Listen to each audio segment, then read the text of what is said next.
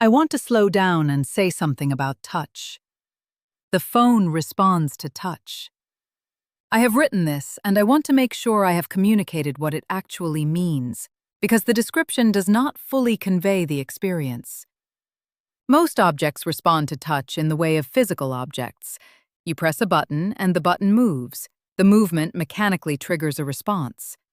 The telegraph key, the typewriter key, the piano key, the button on a lamp. In all these cases, the touch produces a physical movement that produces a mechanical consequence. The phone responds to touch without physical movement. The surface of the glass does not move when I touch it. Nothing mechanical happens. And yet, something happens. When I swipe my finger across the glass, the image on the screen moves with my finger. When I tap the glass, the tap is registered and responded to. When I pinch two fingers together or spread them apart on the screen, the image grows or shrinks. The glass is reading my touch. Not reading in the metaphorical sense, literally reading, measuring the specific location and movement of my finger on its surface, translating that spatial information into instructions that produce a response. The glass knows where my finger is. I have been sitting with this for 2 days, and I still do not have adequate words for the specific strangeness of it. I touch things constantly. Doorknobs, coffee cups, notebooks, the keys of a typewriter, other people's hands. None of these things know I am touching them. None of them read the touch and respond. The phone knows. And responding to the knowing is a completely different relationship to a surface than any I have previously had. When I touch the phone's glass, I am doing something to it. When I touch the window glass is indifferent. The phone is not indifferent. I keep wanting to say, almost like a person, and stopping myself because the almost is crucial, and the like is crucial, and the person is not accurate. Not like a person. But not like an object as I understand objects. Something in between. Something new. At some point in the first evening, I accidentally touched something on the screen that produced sound. Not music. A voice. A woman's voice, speaking English, speaking from inside the phone. The voice said something I did not immediately understand. It was speaking quickly, with references I did not follow, about something I could not identify. But the voice itself was clear. Clearer than a telephone voice, clearer than a radio voice, with a quality that made it sound as though the woman were in the room with me, rather than coming through a device. I touched the screen to make it stop. The voice stopped. I sat for a moment with the quality of the voice still in my memory. The clarity of it. The presence. Then I thought, that woman was in 2026. The voice I heard was the voice of someone speaking in 2026, recorded or transmitted somehow into this device, and the device had played it for me in 1949. The voice had traveled 77 years. In the telephone episode, I described the 4 milliseconds it takes for a voice to travel 790 miles from New York to Chicago. The marvel of that, the voice traveling so fast that the delay is imperceptible. This voice had traveled 77 years, and it sounded like she was in the room.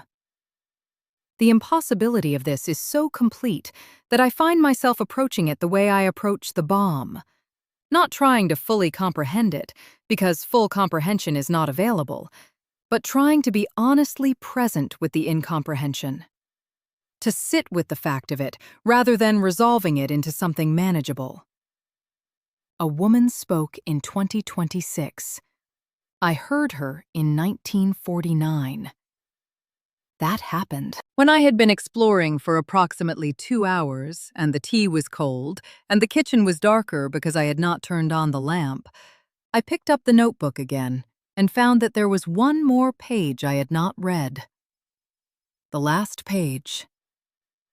A few things we want to tell you before you explore further. The world in 2026 is different from your world. Some things are better. Some are worse. Some are difficult to categorize as better or worse because the categories shift. The device will show you things that you may wish you had not seen. We do not apologize for this. You have been looking at things honestly all year.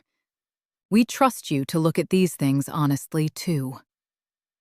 Some of the people you know are in the device.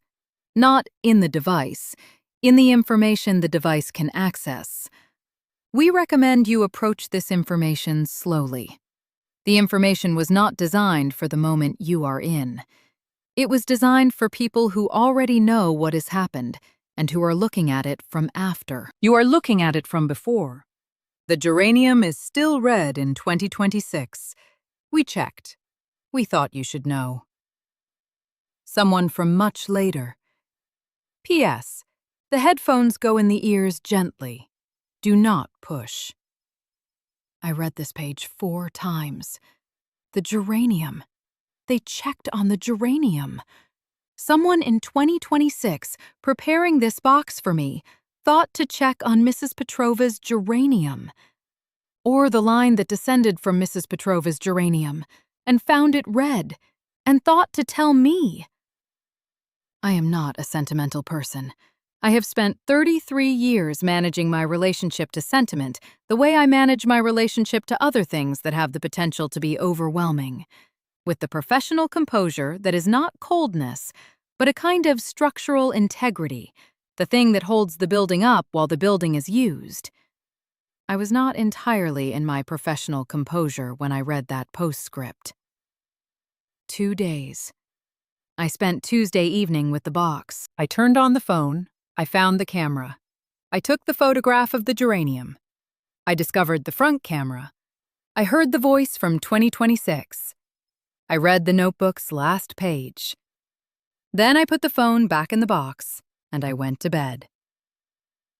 Wednesday, I woke up and the box was on the kitchen table, and I made coffee, and I sat at the kitchen table with the coffee and the box, and I did not open the box.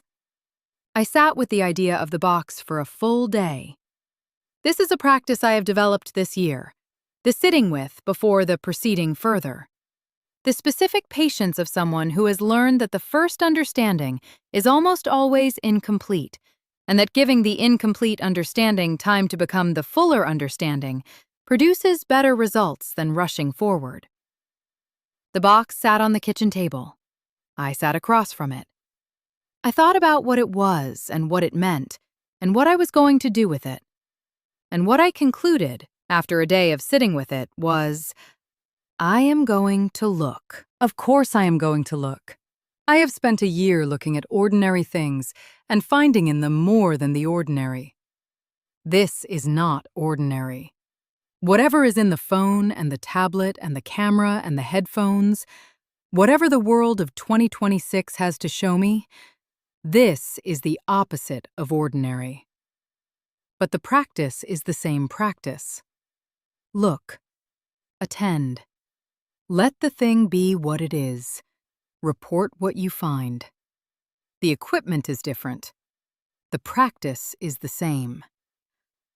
I want to tell you what I have not yet done, because the not yet is as important as the done. I have not looked up anyone I know. The notebook said the device can access information about people. This information was not designed for the moment I am in. It was designed for people who already know what has happened. I am not yet ready to know what has happened to the specific people I know. I know that Charlie Parker will die in 1955 because I looked that up in the First Time series. In episode 22, in the New Year episode, I mentioned worrying about him. But I looked that up as Vera describing her own worry, not as Vera discovering the future. Looking up the people I know, in the device, will be different from knowing in the abstract that people have futures. It will be specific. I am not ready for specific yet. I have not tried the headphones. The notebook says the headphones connect to the phone without wires, by a process I don't need to understand, and play music. The idea of music coming from inside my ears, from within rather than without, this requires preparation. Preparation of the specific kind that an instrument requires before you play it for the first time. You don't pick up a violin for the first time in the middle of a concert. You sit with it. You learn its shape. You understand what it is before you ask it to do what it does. I have not tried the tablet. Larger version of the phone, the notebook says. I will come to it. I have not taken a photograph of myself intentionally. The front camera showed me my face in real time. I have not yet pressed the button that would make the real-time image into a permanent record. I am not sure why I am hesitating. Perhaps because a photograph is a document, and I am not yet sure what the document would say.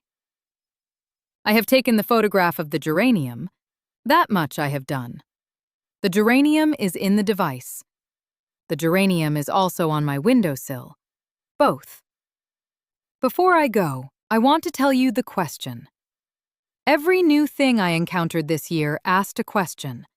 The television asked, what happens to attention when images arrive pre-made? The airplane asked, what does it mean to see the shape of something you are usually inside? The penicillin asked, what is a 3-day illness worth? The car asked, what does freedom cost? The device asks, what do you do when the future is in your hands?